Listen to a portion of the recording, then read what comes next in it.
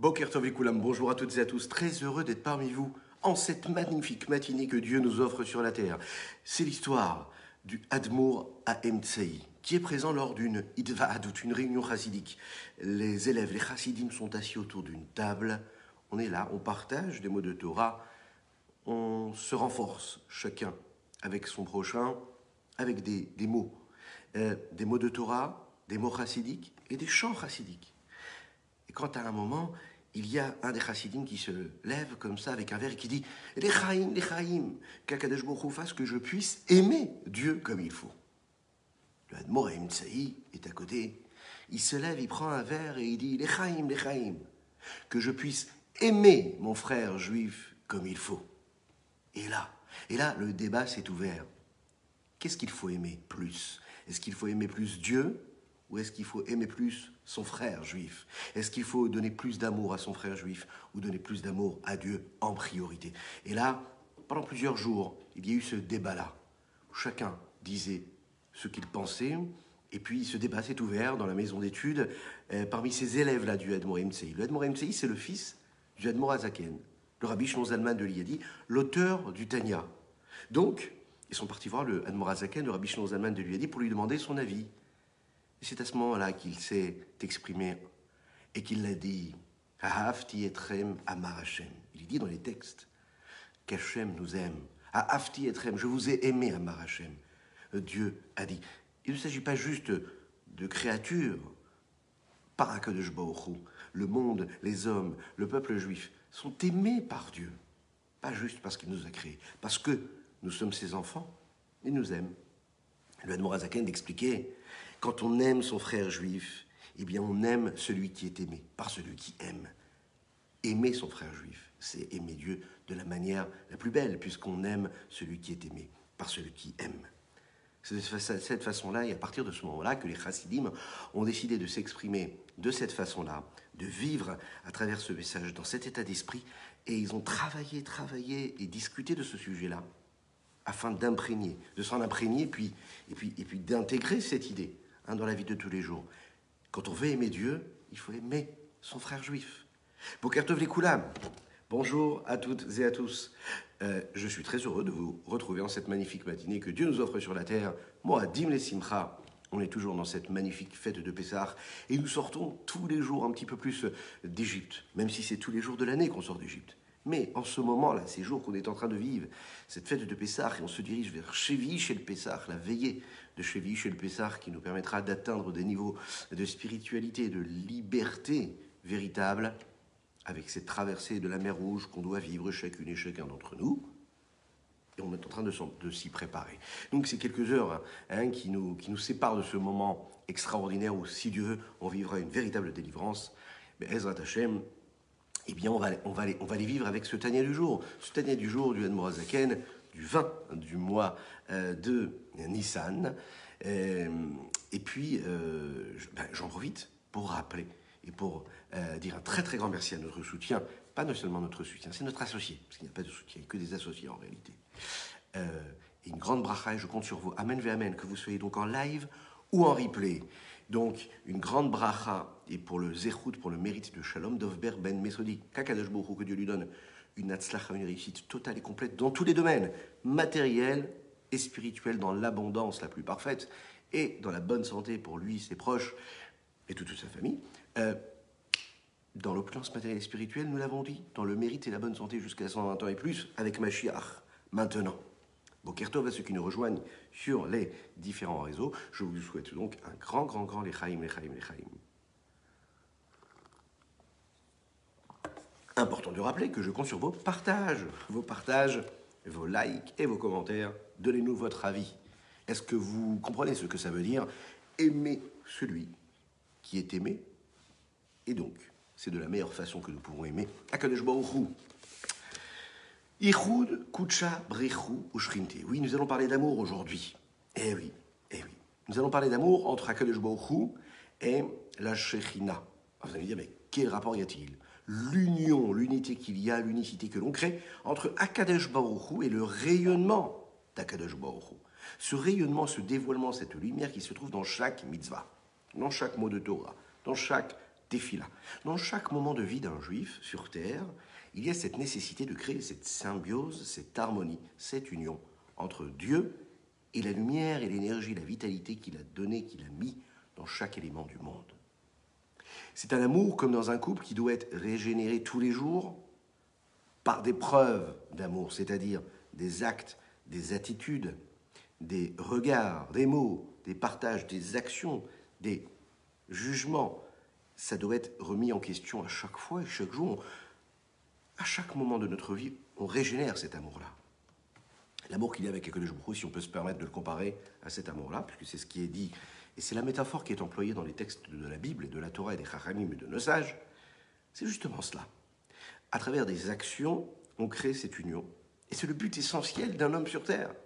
C'est-à-dire de dévoiler Dieu dans l'humanité, dans ce monde matériel, de le laisser s'épanouir, de le libérer de ses contraintes physiques et matérielles. On est donc bien dans le sujet de la liberté que nous sommes en train de vivre dans notre fête de Pessah.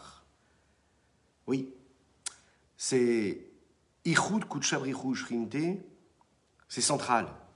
C'est central dans le travail d'un juif, dans son service de Dieu. Mais il y a une question quand même qui se pose ici.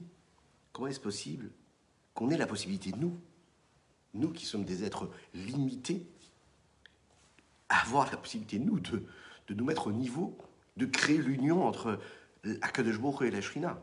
Akadosh Baruch Hu qui est infini, qui est illimité, qui a mis sa lumière, donc sa Shekhinah, ici-bas sur terre. Comment nous, des êtres limités, avons la possibilité de créer quelque chose qu'il n'y a pas avant? Ça voudrait dire qu'on ait quand même une importance, même, et bien qu'on soit des êtres limités. Alors, pour comprendre cela, il faut poser déjà une autre question. Si vous avez des éléments de réponse, n'hésitez pas à les noter en commentaire et nous faire participer. Quelle est l'explication même du terme Shrina? Et quelle est l'explication du terme et de la notion de Kedusha, de Akadosh Baruch Hu, du Saint béni soit-il? Qu'est-ce que ça veut dire Kadosh? Comment est-ce qu'on est capable d'identifier de la sainteté? Est-ce que la sainteté et la Shrina c'est pareil ou pas? Alors on va voir qu'en réalité la Chassidoute nous développe cette idée-là et nous dit que ce sont en réalité deux notions bien distinctes et parfois même contraires. La sainteté et la Shrina c'est pas pareil. Vous allez me dire, ah bon? Eh oui, en effet. Bien que la Shrina cela peut être aussi de la sainteté, et la sainteté c'est pas pareil. Première chose, la notion de Shrina, ça vient du mot shochen, lishkon, résider. Ça veut dire quelque chose qui réside dans quelque chose d'autre. Il y a un réceptacle. Il y a quelque chose qui réside dans un réceptacle. C'est ce qu'on appelle résider. Donc dans notre sujet à nous, cela voudrait dire que la Shrina, c'est qu'Akadosh Baruch Hu, que Dieu réside à l'intérieur de nous et que lui descend en nous. Comme il est dit, Veshachanti, et je résiderai. Ça veut dire je résiderai non pas en moi, c'est Dieu qui s'exprime. Dieu ne veut pas rester dans cet entre-soi, non, il réside, il existe parce qu'il réside autre part, dans un élément extérieur de ce qu'il serait lui. Veshachanti, lo betochatzmi, pas à l'intérieur de moi, mais quelque part d'autre. La deuxième notion, c'est la Kedusha, le Kadosh. Et là, Kadosh, ça veut dire se séparer, Avdala, Akabala, comme le jour du Shabbat qui se sépare des jours de la semaine. Donc si c'est de la sainteté, on se sépare et on s'isole. On isole quelque chose, on lui donne une particularité, et dans cette particularité, il y a quelque chose de particulier et donc de spécial, et de cette façon-là, on lui donne une forme de primeur par rapport au reste. Plus que du primeur, on le sépare complètement. C'est un petit peu la phrase que prononce le mari quand il épouse sa femme sous la choupa. Areat mekudeshekli. Tu m'es sanctifié. Le mariage, c'est une sanctification de l'être. Areat mekudeshekli, tu m'es sanctifié. Pourquoi sanctifié? Parce que tu deviens mon épouse et toutes les autres ne le sont plus, ne le seront jamais. Mekudeshet, séparé des autres et unifié au mari. C'est le même principe ici. La Gdusha, c'est donc la Havdalah, la séparation du reste. Ça veut dire aussi une chose, que l'intention ici est de nous dire qu'il y a quelque chose de particulier qu'on a séparé. C'est-à-dire, comme le jour du Shabbat, qui est aussi le même jour, la même journée, qui va être constitué des 24 heures, de même nombre de minutes et de secondes, mais il va y avoir, pendant ces longues minutes, ces longues heures du jour du Shabbat, du jour de la fête, quelque chose qui va planer sur ces heures-là, qui font qu'elles se séparent. Elles ne seront pas du tout les mêmes que celles de la veille et que le jour qui va suivre après. On peut comprendre donc que ce sont ces deux niveaux spirituels différents, la Shrina, le degré de spiritualité qui descend en nous, qui se trouve en nous, dans nos limites, alors qu'Akadosh Baruch Hu, lui, c'est un degré de spiritualité qui reste à son niveau. C'est la raison pour laquelle il reste Hakadosh Baruch Hu. Donc Hakadosh Baruch Hu, il est séparé. Shrina, c'est quelque chose qui réside. Donc, puisque ça réside en nous, ça veut dire que c'est une lumière et un dévoilement, une énergie, une vitalité qui émane de Dieu et qui là va résider en nous. Et c'est pas pareil. Parce que quand on parle d'Akadosh Baruch Hu, on parle du Kadosh et la Kadosh, c'est-à-dire qu'il est séparé de nous. C'est la sainteté qui ne vient pas a priori en nous, c'est-à-dire qu'elle ne réside pas en nous. Elle peut être présente, mais elle ne réside pas en nous, alors que la Shrina, elle, s'adapte à nos limites, à nous. Akadosh Baruch Hu, ce sont les deux premières lettres du nom de Yud Ke Vav Ke. Si vous regardez bien, Yud Ke Vav Ke, c'est le nom qu'on utilise quasiment la plupart du temps. Baruch ata Hashem Elokeinu melech haolam, Hashem Yud Ke Vav Ke, et non pas Elokeinu. Ces deux noms, on a déjà eu l'occasion, et on aura encore l'occasion de développer quelle est la particularité de chaque nom de Dieu. Le nom de Yud Ke Vav Ke, quand on le sépare en deux, les deux premières lettres correspondent à la notion de Akadosh Baruch Hu, à Dieu tel qu'il est saint, séparé, tel qu'il reste à son niveau, sans avoir besoin de s'adapter à notre niveau. Et puis nous avons la deuxième partie du nom de Havaye Yud Ke Vav Ke, qui est le retour du peuple, c'est-à-dire la Shrina. Ça veut dire Akadosh Baruch Hu qui réside ici-bas sur terre avec ce qu'il est lui. Et donc, on va le voir ici, nous, ce que nous recherchons à travers nos actes, nos pensées et nos paroles, ce sont donc cette union, et notre cœur d'ailleurs, c'est l'union qui est entre la partie Kadosh de Dieu, qui est dans le Yudke, qui nous sépare, qui se sépare complètement du monde, et qui est la sainteté totale, pure, qui ne s'immisce pas, qui ne rentre pas dans les limites de l'homme et des objets, et la Shrina, qui est, elle, cette part de Dieu, ce dévoilement qui, elle, est limité, qui s'adapte aux limites du monde. Alors, est-ce que ce sont ici deux niveaux qui sont des niveaux qui sont particuliers et précis, ou est-ce que c'est des niveaux et des notions plus globales et qui parlent d'une influence qui apparaîtrait ici-bas dans ce monde-là? Ou est-ce que ça reste des forces qui restent complètement superficielles et extérieures? Est-ce que ça a une incidence sur notre vie à nous de tous les jours? La Kabbalah, le Zohar, la Chassidut nous l'explique à travers deux termes et elle nous montre comment en réalité ça a une influence, ça a un impact. Et ça nous touche à nous dans notre vie de tous les jours, dans notre Avodat Hashem, dans notre connexion avec Dieu. Lechaim, lechaim.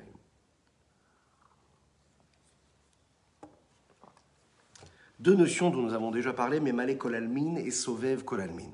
Memale Kol Almin, comme son nom l'indique, c'est quelque chose qui remplit Kol Almin, tous les mondes. C'est une lumière divine qui se contracte et qui se condense, qui s'adapte en fonction de chaque créature, en fonction de son sujet, de ce qu'il est, et cette lumière divine va éclairer chaque créature de manière dévoilée. C'est une lumière qui est la source même et qui vient de ce que l'on appelle le Seder Ishtalchelut, à savoir, lors des enchaînements des mondes,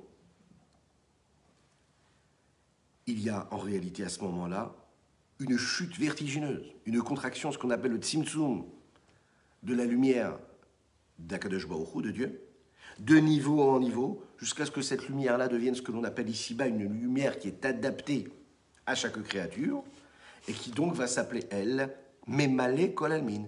Et qu'est-ce qui est ici défini?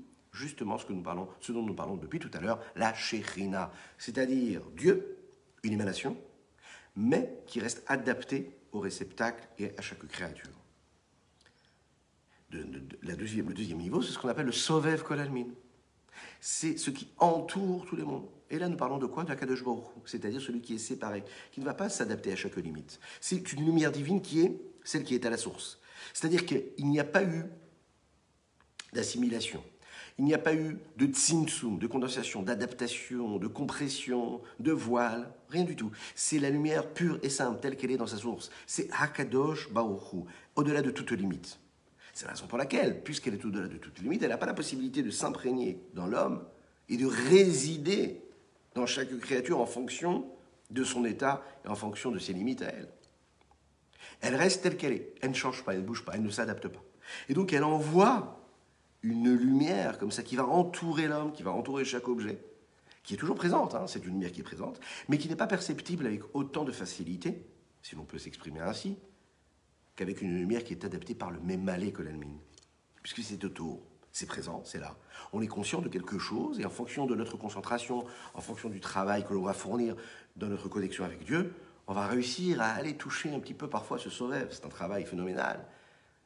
Quand on va réussir à toucher ce sauveur, cette lumière qui nous entoure, puisqu'elle n'est pas dans les limites, là on aura la possibilité de transformer, de changer un petit peu notre réalité qui, elle, est limitée.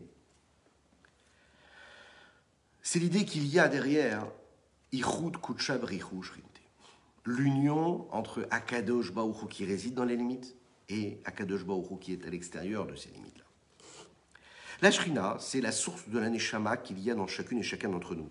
Cette Neshama, cette âme-là, bien sûr qu'elle est descendue dans ce monde-là, mais elle s'est adaptée, elle s'est adaptée à l'existence même de ce monde-là dans lequel nous vivons. Akadosh Baruch Hu, lui, c'est la source de la Torah et des mitzvot qui, elle, ne change jamais en réalité. Ça veut dire quoi qu'elle ne change jamais? C'est-à-dire qu'elle ne s'adapte pas au monde, mais c'est le monde qui va leur servir, qui va servir de matière à la réalisation de la Torah et des mitzvot. C'est-à-dire que la Torah et les mitzvot, ça reste kadosh, ça reste séparé. Lorsqu'on a utilisé un objet, on a décidé que cet objet-là, c'était un objet de Torah et de Kedusha, on prend un livre de prière, on prend un livre d'études de Torah, on prend des téphilines, on prend une mezouza. Dès l'instant où elle a été sanctifiée, eh bien la sainteté reste sur cet objet-là, ne va plus partir. C'est la notion ici de sainteté qui reste la source de la Torah et des mitzvot. Elles sont saines et saintes en tout temps et à chaque moment de l'existence, et partout d'ailleurs. Ça ne changera jamais.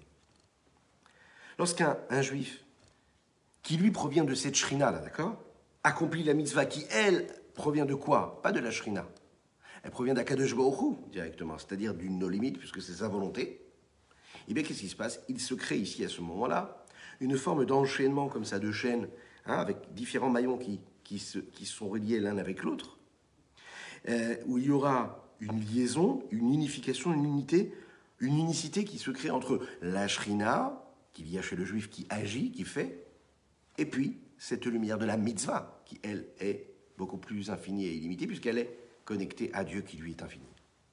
C'est la raison pour laquelle on a l'habitude de dire avant l'accomplissement d'une mitzvah, les Shem Ichud Kudsha Brichu Shrinte, les Yachad Hashem Yud Kebevavke Beichud Hashelim Beshem Kol Israël. On va le voir, le Beshem Kol Israël, qui va être très intéressant, qui va nous montrer ce que c'est l'amour du frère juif, qui permet la finalité de cet amour avec Dieu. Dans la première partie de ce Leshem Ichud, ce que nous disons en réalité en fonction des communautés, parfois avant chaque mitzvah, dans les communautés Lubavitch ou dans les tendances globales en général, on le dit une fois dans la journée, avant la Tefila, avant le Baruch She'amar, et ensuite on se rend quitte, si vous voulez, de toutes les mitzvot qu'on va accomplir, pour dire que tout ce que nous le faisons au nom de cette union-là. C'est-à-dire que toutes les mitzvot que je vais faire, à chaque fois que je vais prendre un verre et que je vais faire une bracha, je vais dire She'akol Mitzvaro, eh bien, je serai dans cet état d'esprit-là. Je le fais parce que je veux réunir et unir et créer une union, une unicité entre eux. Akadosh Baruch Hu, c'est-à-dire Dieu l'infini limité qui est au-delà même de l'ordre de l'enchaînement des mondes, qui est au-delà de toute contraction, de compression et de condensation, de tout voile. Ce Dieu-là, là, qui lui a donné sa volonté, que par sa volonté, on doit accomplir la Torah et les mitzvot, eh bien, en tant qu'être limité, c'est-à-dire dépendant de cette Shechina, Maneshama, qui a sa source dans la Shrina, qui elle est limitée et adaptée en fonction de ce que je suis, je vais créer cette union entre les deux. Je vais ramener la lumière et le dévoilement de lumière qu'il y a eu vers sa source, vers Dieu. À chaque mitzvah que je vais faire pendant ma journée, à chaque mot de Torah que je vais prononcer, à chaque tefila que je vais faire, à chaque bénédiction que je vais prononcer avant de consommer un aliment. Echaim, echaim. Pour bien comprendre ce sujet-là, l'exemple qu'on a l'habitude de prendre, c'est cet exemple qui est pris dans Shir HaShirim de Shlomo HaMelech. L'amour qu'il y a entre un un homme et sa bien-aimée. La Torah nous dit qu'un homme et qu'une femme ont été créés comme une seule unité. Ce ne sont pas deux êtres, ce sont deux êtres qui font partie du même être. La Torah nous dit que quand ils ont été créés, ils ont été séparés en deux, mais c'est une seule personne. C'est la raison pour laquelle il est dit « Alken ya'azov, ish et aviv ve'et imo, vedavak be'ishto, ve'ayu le basar echad ». C'est la raison pour laquelle un homme abandonnera son père et sa mère, il s'attachera à sa femme et ils deviendront une seule chair. Dans le Zohar, il est expliqué que deux personnes qui forment un même couple sont en réalité deux parties d'une seule âme, une seule neshama. C'est une neshama, en fait, qui s'est séparée en deux corps. Oui, en effet, quand on regarde un couple, on voit un homme et une femme. Cet homme et cette femme-là, ce sont deux corps. Mais en fait, ils ont une seule âme. À la base, il n'y avait qu'une seule âme. C'est un petit peu comme les Chachamim le disent sur le nom d'Akadosh Baruch Hu. Le nom d'Akadosh Baruch Hu, lui, s'est séparé en deux. D'accord? Il s'est mis à moitié chez l'homme, à moitié chez la femme. Yud ke vav ke. Le Yud, il est chez l'homme, puisque le mot Ish s'écrit Aleph, Yud, Shin. Et le Yud, donc, ça fait référence à qui? À Dieu.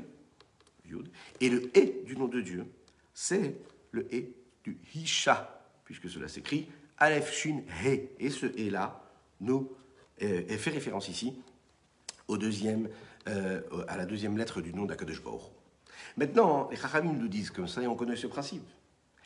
Ish veisha, zachu shrina benehem. Un homme et une femme. S'ils le méritent, il y a la shrina qui réside parmi eux. Qu'est-ce que ça veut dire la shrina? Vous vous en souvenez? Pas Akadosh Baruch Hu, la shrina.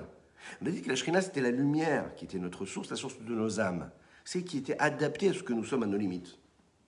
Un homme et une femme qui se comportent comme il faut et qui travaillent comme il faut dans une symbiose et une harmonie parfaite et totale et complète, qui ne cherchent pas à être chacun séparé, chacun pour ce qu'il est lui, mais exister pour créer cette union et cette harmonie, nous avons donc cette nécessité-là, et nous avons, qu'est-ce que nous avons? Nous avons le résultat de la Shrina, qui est quoi?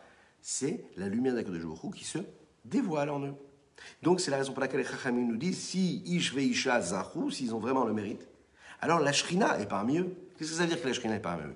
Le Yud de l'homme, qui est la première lettre du nom de Dieu. Le E de Isha, de la femme, qui est la deuxième lettre du nom de Dieu. Lorsqu'ils s'unissent, lorsqu'ils sont dans l'union totale, parfaite et complète. Union des corps, union des âmes, union des sens, union de l'esprit, union réelle des cœurs. Alors à ce moment-là, il y a cette union qui se renouvelle et qui crée cette symbiose et cette unité qu'il y a entre tout le monde d'Akadosh Baruch Hu. Et Akadosh Baruch Hu réside en eux. Dans notre histoire ici,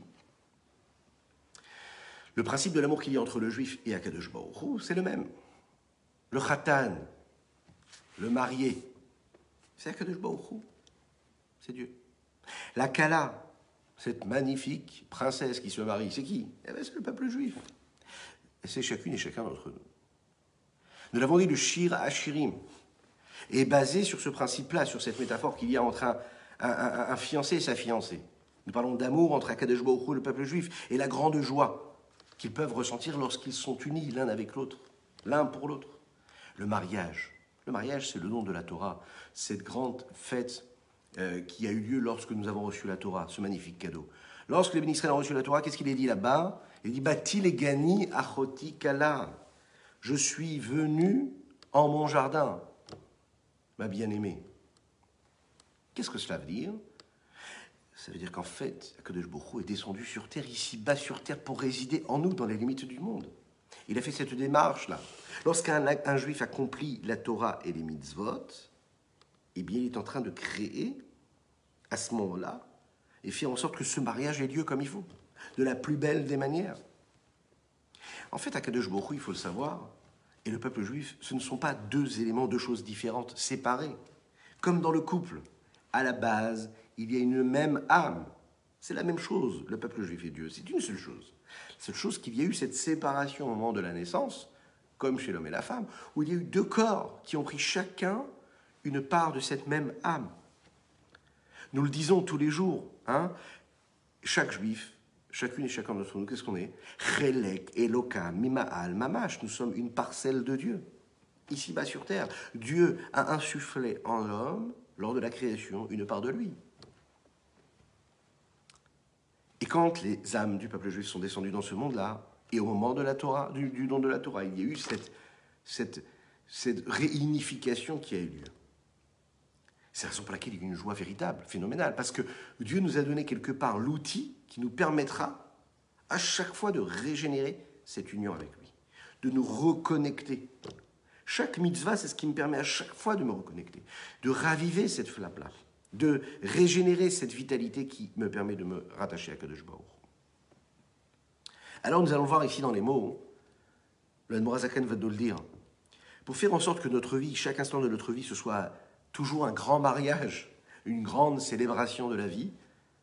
Cette grande célébration, c'est-à-dire faire en sorte qu'il y ait cette symbiose, cette association entre Akadosh Baruch Hu et Knesset Israël, le peuple juif, qu'on puisse arriver vraiment, vous savez, à la grande festivité qui ne s'arrêtera jamais d'ailleurs, parce qu'on ne pourra jamais cesser de danser, puisqu'on sera tellement heureux. Ce sera la Géoula Atida, c'est-à-dire la délivrance future, hein, qui est très proche d'ailleurs.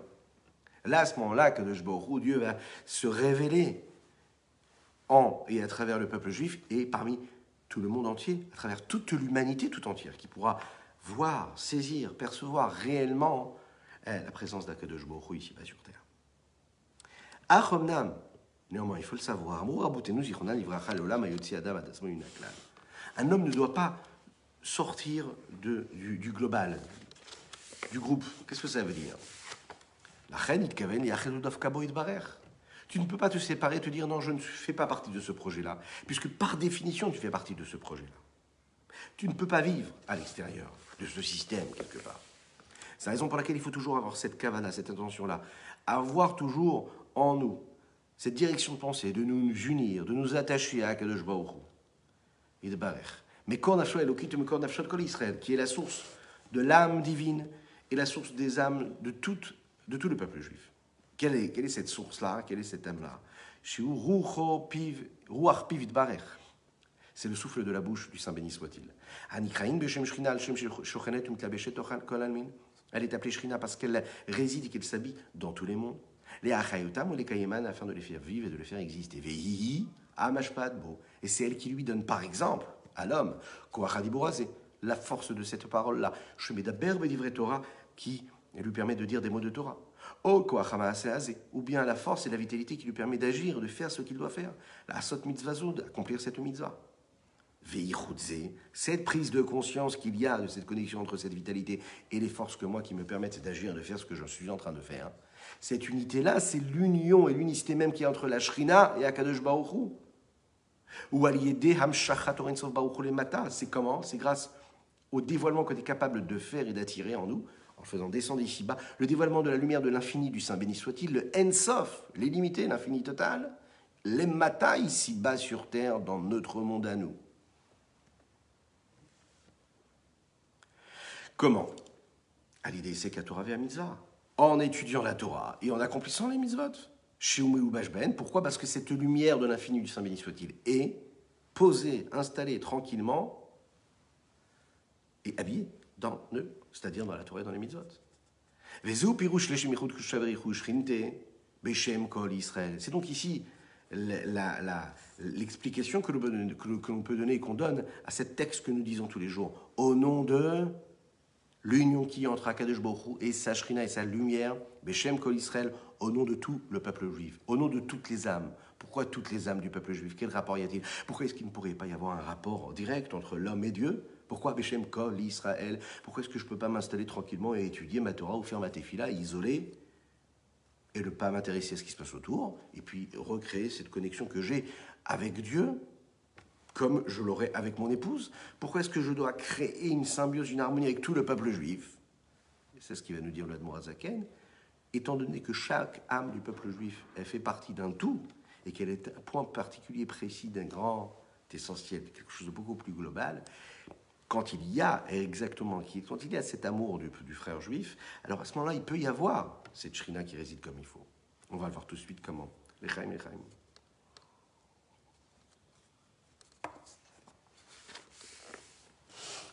savez, la meilleure des façons de créer cet amour du peuple juif, on le sait, c'est à travers la tzedaka, par la tzedaka. C'est par la tzedaka, par le don de soi, par le fait de donner quelque chose à un autre, quelque chose qui nous appartient. Donner, c'est-à-dire, ça peut être une petite pièce dans la tzedaka, ça peut être ce qu'on peut lui donner, un sourire, de l'attention, du respect. Et comme on le sait très très bien d'ailleurs, la Havat Israël, l'amour du frère juif, ça commence déjà par aimer son vrai frère juif. Et quand un homme, puisque nous parlons du mariage, c'est aimer son épouse. Hein. On a eu l'occasion, Baruch Hashem, de développer dans notre rendez-vous du soir une belle série concernant le couple, l'harmonie, le foyer juif. Et puis on a parlé énormément de ça, vous vous en souvenez? Pour ceux qui nous ont suivis, ou en live, ou en replay, vous pouvez retrouver tous ces cours-là, que ce soit ici, sur Facebook Live, sur Insta, ou même sur YouTube, juste après.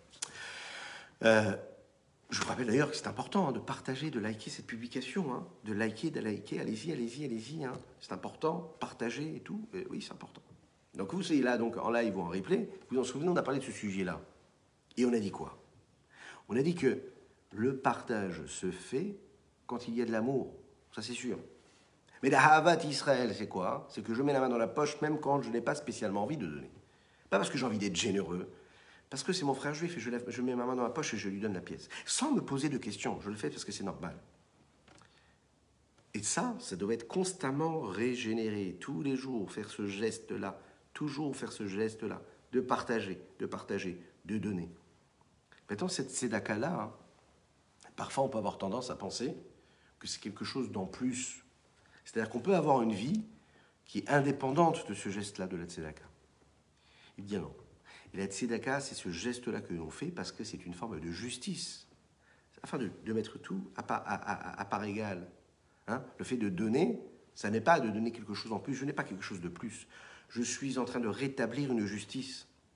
Akadosh Baruch Hu a fait que celui-ci reçoit un petit peu plus pour qu'il puisse donner à celui qui a un petit peu moins.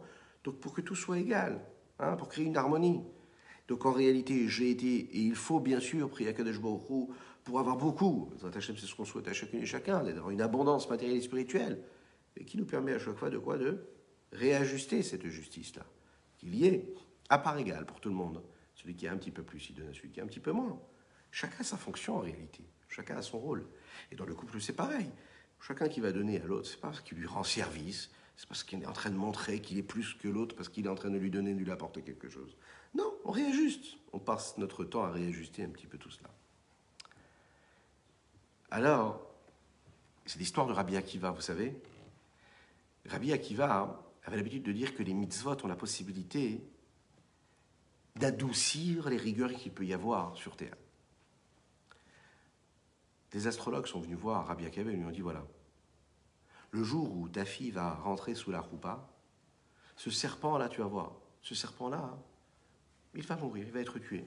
Le jour où ta fille rentrera sous la roupa et qu'elle ira se marier. Rabbi Akiva était très soucieux de cela, il a eu très très peur. Il s'est dit quoi, le jour du mariage, la pauvre fille, elle va subir ce sort-là terrible. Après le mariage, qu'est-ce qu'il a fait? Il a décidé de prendre un objet qu'il a posé sur le mur, comme ça, de sa maison.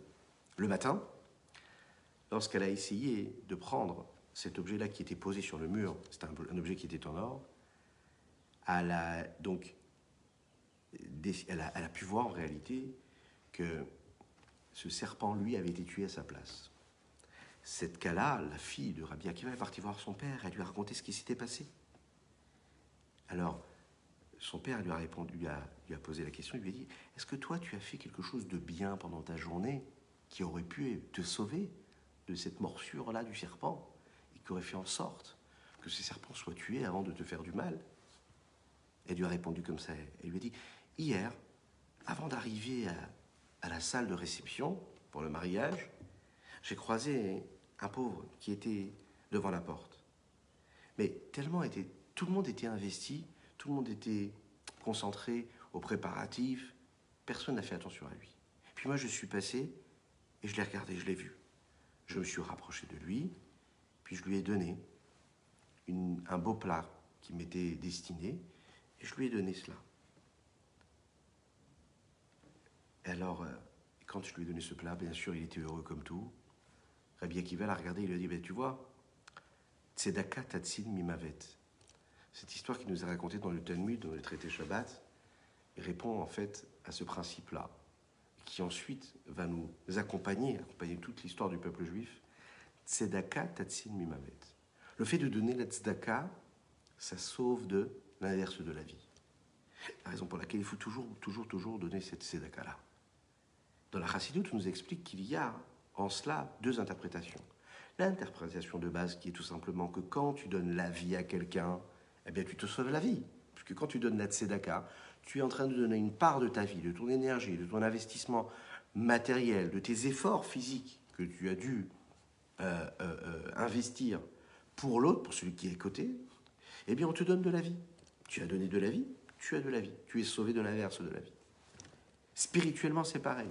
Lorsque toi, tu vas consacrer, sanctifier tes actes, tes gestes, tes pensées, tes émotions, ton cœur, ta volonté, ton cerveau, les minutes de ta vie, de ton jour, de ta journée, chaque fois pour essayer au maximum de les séparer, de les extraire de la routine du monde, de la société, et pour leur donner cette sainteté-là, pour les sanctifier, eh bien à ce moment-là, qu'est-ce que tu es en train de faire? Tu es en train de rajouter de la vitalité. D'accord? Tu fais don de ce qui aurait pu rester profane, et tu le sanctifies. Bien à ce moment-là, la Chassidoute nous dit, tu es en train de rajouter de la vie, et de la vie matérielle, mais aussi de la vie spirituelle. Tu rajoutes ce dévoilement de la Shrina, tu permets cet infini du Saint béni soit-il de résider en chaque élément, en chaque créature. Il y a en cela, dans cette explication, et c'est ce que nous allons voir dans les mots qui arrivent, l'importance de chaque mitzvah, la valeur de chaque mitzvah. Une mitzvah qui peut nous paraître totalement insignifiante, une mitzvah que parfois on pourrait avoir tendance à laisser de côté, à ne pas faire attention à toutes les mitzvahs, de se dire bon, c'est une mitzvah, c'est pas grave, j'en ferai une autre un autre jour. On va voir qu'en réalité, chaque petite mitzvah qui se présente à nous, c'est à chaque fois un tremplin, c'est une occasion de créer cette vitalité, cette union qu'il y a avec Dieu. Comment? Alors, la meilleure des façons de créer ce qu'on a dit tout à l'heure, à savoir cette chaîne, ces maillons-là qui se touchent l'un avec l'autre, c'est que quand on accomplit les mitzvot et qu'on unit la Shrina, c'est-à-dire cette émanation de Dieu, ce dévoilement de Dieu, avec Akadosh Baruch Hu, alors l'accomplissement des mitzvot est capable aussi également de créer l'union dans les mondes supérieurs, à savoir au niveau des séphirotes et des vertus, des traits de caractère, si on peut les appeler ainsi, spirituels, qu'il y a dans les mondes supérieurs. C'est-à-dire que l'incidence d'un acte banal, qui pourrait nous paraître banal ici-bas sur Terre, de respecter le Shabbat, de mettre les téphilines, de respecter la pureté familiale, de mettre une pièce dans la tzedaka. Chaque mitzvah que l'on accomplit de la meilleure des manières, prélever le fruit quand il vient de la terre d'Israël, enfin chaque chose que l'on fait qui peut nous paraître un acte insignifiant, là-haut, dans les mondes supérieurs, on est en train de créer des unions entre toutes les forces. L'accomplissement de chaque mitzvah, elle est capable, vous savez aussi, comme l'a dit dans cette histoire de Rabbi Akiva, d'amener le salut dans un moment de douleur et de souffrance, que Dieu nous en préserve. Lorsqu'un homme a des problèmes, par exemple, on lui dit tout de suite, il faut que tu rajoutes des mitzvot. Qu'est-ce que disait le rabbi de Lubavitch? Chaque personne qui lui envoyait une lettre et qui lui demandait une bénédiction, à l'un, il disait, il faut que tu intensifies ton étude de la Torah. À l'autre, il lui disait, il faut que tu mettes plus les tefilines si tu ne mets pas les tefilines. À l'autre, il disait, il faut que tu rajoutes dans la tzedaka, les ossif. Toujours rajouter. Celui qui fait, on lui dit, rajoute. C'est très bien ce que tu fais. Rajouter de la Torah, rajouter des mitzvot. Tu fais le Shabbat, alors rajoute un petit peu plus de méticulosité dans le Shabbat. Rajoute de la simcha dans ton Shabbat. Rajoute un peu plus dans ton étude de la Torah. Tu respectes la pureté familiale, mais il y a des petites erreurs que tu fais là et là. Tu es un peu moins méticuleux sur tel ou tel principe. Eh bien, renforce-toi. Sois un peu plus investi dans cela. Et le rabbi de Lubavitch le disait toujours, et c'est ce que la Torah nous dit d'ailleurs, que quand il y a par exemple des problèmes de santé, que Dieu nous en préserve, qu'est-ce qu'il disait le rabbi? Allez vérifier les téphilines, allez vérifier les mezuzot. Pourquoi? Parce que dans ces mezuzot-là qui nous connectent directement avec Dieu, et qui ont une incidence sur notre vie, puisque dans les mondes supérieurs, il y a des liens qui se créent à travers chaque mitzvah, et qu'à chaque fois qu'on met les téphilines sur notre bras, à chaque fois qu'on pose la mezouza et qu'on passe la main sur la mezouza au linteau de notre porte, eh bien, on est en train de prendre conscience que c'est Dieu qui nous garde, ou bien que c'est Dieu qui s'imprègne et qui imprègne les lettres qui sont posées sur ce parchemin de téphiline, Et que quand on va prononcer les mots de la bracha, la bénédiction des téphilines, on va s'attacher avec Dieu, on va s'attacher à Dieu, et puis on va dévoiler, on va révéler la lumière, la vitalité de Dieu qu'il y a dans chaque mitzvah. Et s'il y a des problèmes de santé, on va voir ce qu'il y a et vérifier si tout est comme il faut, tout est conforme. Et le fait de vérifier cela, ça nous permet d'être sauvés de choses négatives qui pourraient nous arriver. Alors la question qu'on aimerait se poser ici, c'est pourquoi? Quel rapport y a-t-il entre l'acte que je vais faire ici, la vérification des téphilines ou des mezuzot, et ce qui se passe dans les mondes supérieurs? A priori, nous parlons ici de deux forces, de deux mondes totalement différents. La question elle est beaucoup plus profonde. Si Akadosh Baruch Hu, par exemple, a décidé qu'un homme devait recevoir ce qu'il reçoit, Bezrat Hashem que du positif, mais parfois ça peut être l'inverse, c'est-à-dire de manière apparente. On a l'impression qu'il y a une douleur, des épreuves qui arrivent à une personne. Si Dieu a décidé de lui envoyer cette punition parce qu'il méritait, comment l'accomplissement d'une mitzvah, écoutez bien cela, peut changer la décision d'Akadosh Baruch Hu? Comment l'accomplissement d'une mitzvah peut annuler le décret divin? Comment, parce qu'un homme il va décider de rajouter des téphilines, rajouter des mitzvot, eh bien il peut annuler le décret céleste qui était que cette personne-là devait recevoir une punition divine? Comment, parce que tu vas mettre une pièce dans la tzedaka ou un petit peu plus, un virement bancaire, eh bien tu vas faire en sorte que les souffrances que cette personne devait recevoir vont disparaître? Parce que tu le fais pour son mérite, par exemple. Parce qu'en réalité, c'est la raison et l'explication ici qu'on va nous donner. C'est que la souffrance, la douleur, les problèmes, les épreuves, que Dieu nous en préserve, proviennent de la vertu de din, de la rigueur. Mais, comme dans tout dans la vie, le chaud peut être refroidi par le froid. C'est comme ça. La force des contraires, c'est qu'ils ont la capacité de transformer l'inverse, l'autre, ce qui est de l'autre côté. La Torah nous a donné, Akadosh Baruch Hu nous a donné la Torah. Et dans cette Torah-là, il nous a donné des mitzvot. Les mitzvot, ce sont des forces et des vitalités, des énergies qui nous permettent de contrer tout ce qu'il pourrait y avoir de négatif. Lorsqu'un homme accomplit une mitzvah, il est dans une démarche active, proactive même, de bonté, de grâce, de partage, de bienveillance. Il est actif, il est dans un mouvement où il prend Dieu, il prend cette émanation de Dieu, ce dévoilement de Dieu, il est en train de le délivrer, de le révéler, de le dévoiler. C'est la raison et la volonté essentielle de Dieu quand il a créé ces mitzvot et ce monde-là. Donc, dans un moment de douleur et d'épreuve, lorsque tu intensifies tes mitzvot, qu'est-ce que tu fais? Tu es en train d'adoucir les rigueurs qu'il y a et qui auraient pu arriver dans ces douleurs, dans ces souffrances ou dans ces épreuves, que Dieu nous en préserve. Intensifier les mitzvot, c'est intensifier la sainteté. Intensifier, rajouter des mitzvot, c'est rajouter de la matière qui va adoucir les rigueurs. Une mitzvah, c'est la vertu de bonté. Nous sommes dans cette semaine-là du Homer, où on parle justement de toutes les ramifications qu'il y a et de toute la palette et l'éventail de couleurs et de nuances qu'il y a dans cette vertu-là du chesed cette semaine. Dans le chesed, il y a le gevra chez Bechesed. Il y a le tiferet chez Bechesed.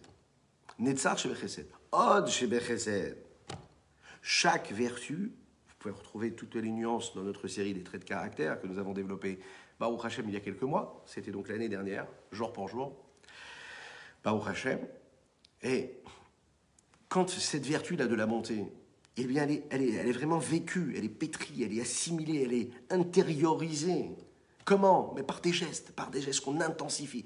Et encore une mitzvah, et encore une mitzvah. Et j'intensifie dans la kavana que j'ai dans une mitzvah. J'ajoute encore un acte. Je n'ai pas envie, mais je fais le geste. Je fais encore un acte, je fais encore une mitzvah. Chaque mitzvah qu'on va faire, c'est du concret.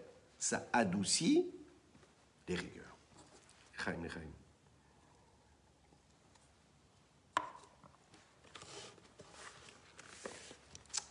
Alors, comment est-ce qu'on peut réussir cela? On l'a dit, c'est en accomplissant la mitzvah. Mais pourquoi alors? Parce que j'accomplis la mitzvah, alors j'adoucis les rigueurs. Alors on l'a dit, c'est parce que c'est du chesed. Oui, mais et alors? Parce que c'est du chesed, ça a la force d'adoucir la gvura, la rigueur. Pourquoi? Ce sont la force des mitzvot, et parce que les mitzvot, ce sont donc cette union-là dont nous parlons depuis tout à l'heure.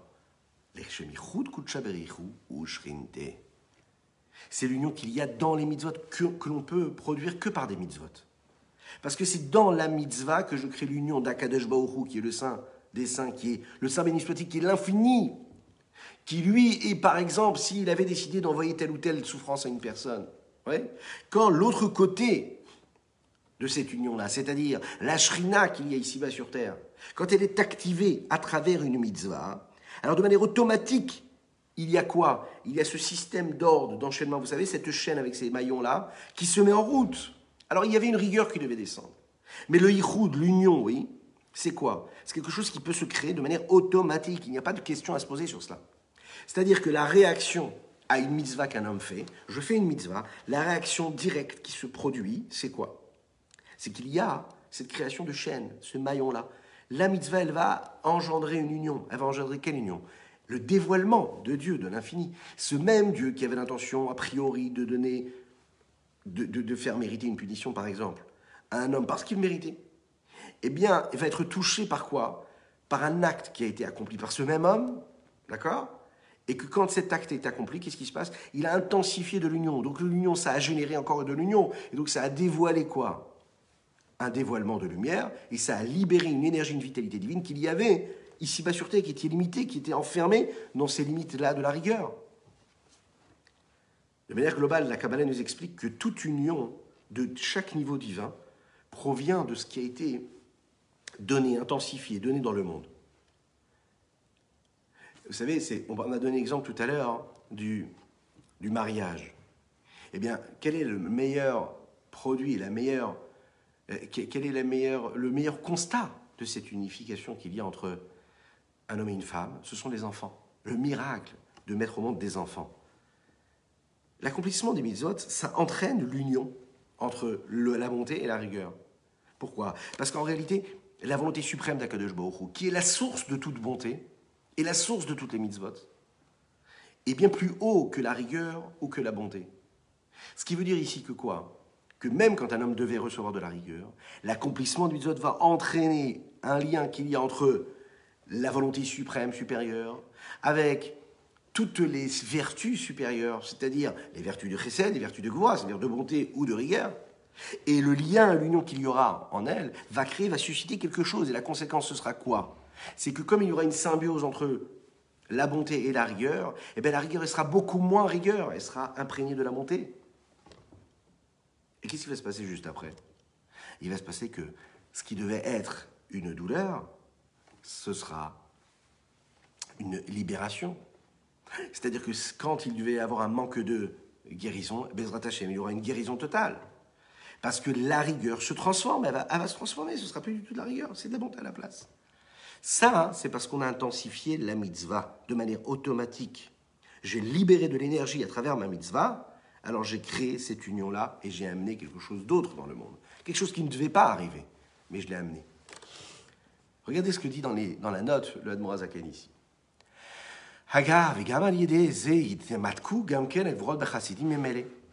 Les rigueurs vont se chesed shebik gvura, etc. C'est-à-dire que gvura shebe chesed, pardon. Gvura shebe chesed, ça veut dire que la rigueur qu'il y aurait dans la bonté va s'adoucir de manière automatique.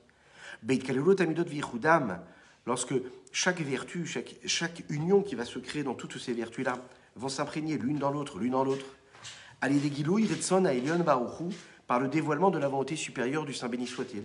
Amidgalé les malades et taruta diltata qui se dévoile en haut par le réveil du bas, parce que quand on fait un effort ici-bas, eh bien on lâche, on délivre quelque part un torrent de bénédiction qui descend sur terre, parce qu'on a fait un acte ici-bas, donc on s'est investi, on a créé un réveil, on n'a pas attendu que ce soit Dieu qui vienne nous donner ce qu'on mérite ou ce qu'on ne mérite pas. Non, on a fait l'effort nous-mêmes d'aller réveiller quelque chose, de susciter quelque chose, de briser les chaînes, les barrières de tout ce qui nous bloque.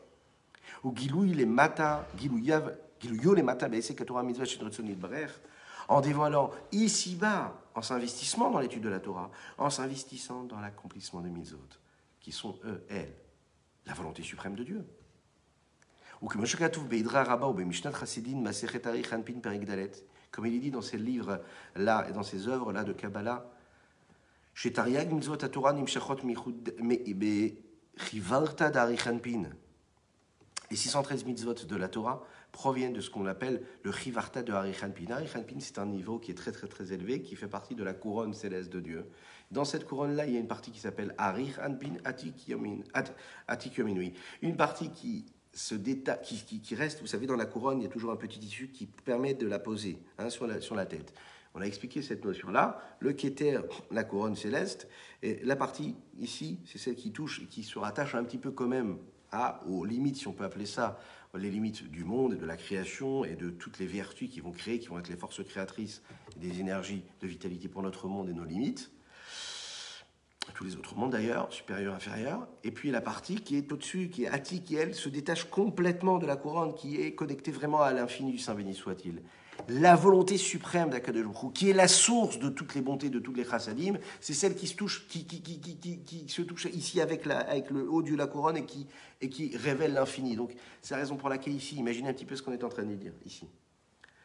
Quand on est en train de faire une mitzvah qui peut nous paraître banale ou insignifiante, c'est juste un acte, c'est juste un geste.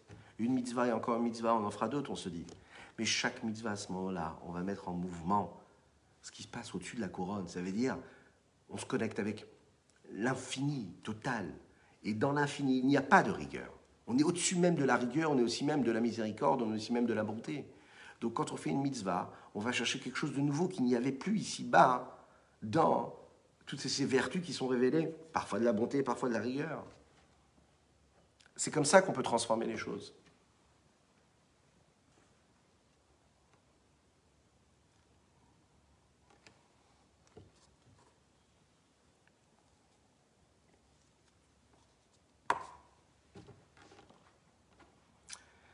Voilà donc ce que nous avons à dire sur cet esprit-là, sur ce Ihoud-là, et on va conclure sur cette idée-là. La question maintenant qu'on pourrait se poser ici, c'est qu'on a parlé de nous. C'est-à-dire qu'on a parlé de nous, on a parlé de ce qu'on peut vous faire à travers l'accomplissement des mitzvot. La question qui peut se poser ici, c'est est-ce que vraiment ça nous apporte quelque chose, tout cela? Est-ce que vraiment ça a la possibilité à nous de nous investir, de faire que quand on se lève le matin, on a vraiment quelque chose qui nous pousse à faire et à agir, à faire tout ce que nous devons faire? Un homme normal, souvent, il est assez égocentrique, il est assez narcissique, il est assez égoïste. Et ce qui l'intéresse, c'est ce que ça peut lui apporter à lui. Même si on utilise des bons mots à travers notre étude, mais on s'en rend compte, on est toujours au centre de l'histoire. On a du mal, par exemple, à se mettre de côté et de dire que ce que nous faisons, nous le faisons pour Dieu. Nous parlons ici de Dieu pour dire ce qu'il peut avoir comme incidence sur nous. Que nous ayons ce qu'il faut, que nous puissions vivre ce qu'il faut comme il faut. On oublie un petit peu Dieu dans cette histoire. On parle de Dieu tel qu'il est pour nous, et pas pour lui. Un homme normal est préoccupé par sa propre personne. Parfois, il peut y avoir des choses qui sont très importantes. Mais il faut que ce soit important pour lui. Tant qu'il ne s'agit pas de notre propre mariage, on ne se sent pas investi par la fête, par les préparatifs. On s'intéresse aux préparatifs de la fête lorsqu'on est concerné par cette fête-là. C'est la raison pour laquelle, quand on dit les Shem Yichud, vraiment, et si on pense vraiment à ce que ça veut dire les Shem Yichud, on doit avoir une kavanat qui est très particulière. Le Admoral Zaken ici nous explique qu'il y a les hommes normaux, habituels, et il y a des grands tzadikim. Il y a des grands tzadikim qui ont la capacité d'avoir une kavanat très forte, et qui d'ailleurs, quand ils disent ces mots-là, le Shem Yichud, ce sont des mots qui sont très importants, kabbalistiquement parlant, ils sauront avoir ce qu'il faut. C'est des grands tzadikim, eux, toute leur vie, elle ne tourne pas autour de leur volonté personnelle, de leurs caprices, de leurs intérêts personnels. Toute leur vie tourne autour de la volonté de Dieu. C'est-à-dire que quand ils servent Dieu, ça n'est pas pour assouvir et pour assumer leur part ici-bas sur terre de vie qu'ils ont à aboutir et à assumer et à accomplir. Donc de se dire, je vais faire le maximum de ce que je peux faire pour respecter la Torah et les mitzvot, parce que je dois faire ce que je dois faire, je dois être celui que je dois être, parce que je ne suis pas n'importe qui. Mais ça reste quand même ce que nous sommes, à savoir autocentré, égocentrique, égoïste. Le tzaddik, lui, quand il fait la Torah, quand il accomplit la Torah et qu'il étudie la Torah et qu'il fait les mitzvot, ce qui l'intéresse, c'est pas seulement comment est-ce qu'il va révéler Dieu ici-bas en lui, mais c'est seulement de faire ce qu'il doit faire pour Akadosh Baruch Hu. Les Shem Yichud Kudsha B'Richu, la vraie raison en réalité, c'est de se dire que je vais causer de la satisfaction et que je vais engendrer du plaisir à Dieu. L'homme normal a du mal à avoir cette pensée-là. L'homme normal, lui, se concentre sur ce qui peut lui apporter quelque chose. Alors, est-ce que nous aussi, nous devons dire, des hommes normaux, on doit dire aussi sur les Shem Yichud, puisque cela nous concerne beaucoup moins. Le Morazaken nous dit ici quelque chose de très fort. Il dit, même des hommes comme chacune et chacun d'entre nous, qui sommes des hommes simples, qui, c'est vrai, on cherche aussi Dieu tel qu'il se révèle en nous, tel qu'il nous accompagne, dans ce qu'il va nous apporter. Oui, on a cet égoïsme-là. Eh bien, quand on dit les Shem Yichud Kudsha B'Richu, bien sûr, on le sait au fond de nous-mêmes, qu'on ne cherche pas que l'union d'Akadosh Baruch Hu de sa Shrina, et qu'on est, voilà, on est vraiment concentré sur notre propre vie. On fait appel à sa force pour que nous ayons la plus belle des vies. Il nous dit ici, n'importe qui, chacune et chacun d'entre nous, on a cette force en nous, au moment où on dit cette phrase et au moment où on fait une mitzvah, même si parfois ça peut nous paraître hypocrite, on se dit, oui, bien sûr, je pense à l'union de Dieu et sa Shrina, en réalité je pense à moi. Eh bien, à travers un travail personnel de tous les jours, de tous les instants, petit à petit, rien que le fait de penser de cette façon-là, de se dire que cela me correspond, ce travail-là. C'est-à-dire que je fais cette démarche-là, je fais cet effort d'à chaque fois essayer de m'habituer, de créer ce réflexe-là de réflexion, de me dire que quand je fais cette mitzvah, je suis en train de réunifier Akadosh Baruch Hu et sa Shrina, Dieu et la lumière qu'il a mis dans telle mitzvah. À chaque fois que je fais tel geste, je réunis et je réunifie Dieu et le rayonnement de Dieu qu'il y avait dans chaque mitzvah. Même si derrière, ce que je veux, c'est quoi? C'est adoucir les rigueurs qu'il y a dans ma vie. Mais rien que d'y penser, avoir ce réflexe constamment, perpétuellement, tous les jours de notre vie, dans chaque geste, dans chaque parole, eh bien déjà, ça nous habitue, ça nous place à un niveau qui est bien plus supérieur. Le Leshem Yichud véritable, c'est un petit peu, vous savez, comme l'amour qu'a un fils pour son père. Celui qui aime ses parents, il va aimer ses parents plus que lui il s'aime. Ça veut dire de servir Dieu pour Dieu, pas pour ce que ça nous apporte à nous, pour lui apporter de la satisfaction, et pas seulement pour ce que ça peut nous apporter. Mais il faut quand même s'habituer à le faire. Parce que vous savez, tout le monde a une volonté dans tout ce qu'il fait, dans tout ce qu'il envisage de faire. Et on sait aussi, et c'est la Chassidoute qui nous le dit, qu'il n'y a aucun juif sur terre qui a envie d'être séparé, qui ne peut supporter être séparé d'Akadosh Baruch Hu. Chaque juif a envie d'être attaché avec Dieu, même s'il a ses plaisirs quotidiens, ses recherches, ses quêtes. Non, un juif, ce qu'il veut, c'est être attaché avec Hachem. Un juif, ce qu'il veut, c'est créer cette union suprême avec Akadosh Baruch Hu. Quand on réussit à chercher cette union-là qu'il y a dans la Torah et dans les mitzvot, eh bien on arrive à faire en sorte que cette union-là, ce ne soit pas seulement l'union ici-bas, dans ce monde-là matériel, mais aussi l'union supérieure, suprême, qu'il y aura non seulement ici-bas sur Terre, mais dans tous les mondes supérieurs et inférieurs. Et quand chacune et chacun d'entre nous cherche cette union-là, vous savez ce qui se passe?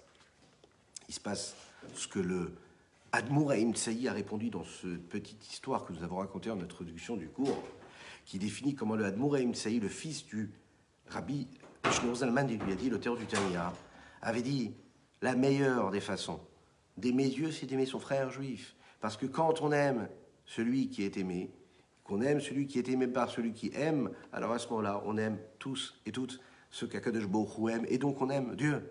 La meilleure façon de créer cette union entre l'âme, entre Akadosh Baruch Hu et sa Shrina, le rayonnement de Dieu, c'est d'aimer tous les Juifs, de le faire Beshem Kol Israël, d'être l'émissaire à chaque fois de tout le clan d'Israël quand je fais chaque mitzvah. Je fais une mitzvah, je ne le fais pas juste pour moi, je le fais pour réunifier toutes les âmes de tout le peuple juif. Imaginez un petit peu ce que cela veut dire. Ça veut dire qu'on va chercher les énergies de toutes les âmes du peuple juif à travers chaque mitzvah. Et si chacune et chacun d'entre nous on se comporte de cette façon-là, eh bien c'est ce que nous apportons.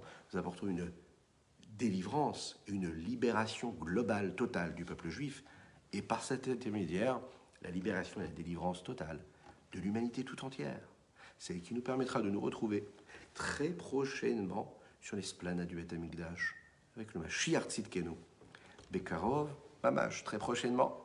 Je vous souhaite une excellente journée. Shabbat Shalom, Moadim Vetzimcha, une belle fête de Pessah, et qu'on puisse véritablement sortir d'Égypte, une fois pour toutes, et aller à la rencontre de Mashiach. Kol Tuv, à très bientôt. Je vous invite à partager, à liker et à commenter cette publication en live ou en replay. Que Dieu vous bénisse. שיבנה בית המקדש במהרה בימינו ותן חלקנו בתורתך. שיבנה בית המקדש במהרה בימינו ותן חלקנו בתורתך. היי שיבנה בית המקדש במהרה בימינו ותן חלקנו בתורתך. שיבנה בית המקדש במהרה בימינו ותן חלקנו בתורתך. איי איי איי שיבנה בית המקדש במהרה בימינו ותן חלקנו בתורתך. שיבנה בית המקדש במהרה בימינו ותן חלקנו בתורתך. איי איי שיבנה בית המקדש במהרה בימינו ותן חלקנו בתורתך. שיבנה בית המקדש במהרה בימינו ותן חלקנו בתורתך. שיבנה בית המקדש במהרה בימינו ותן חלקנו בתורתך.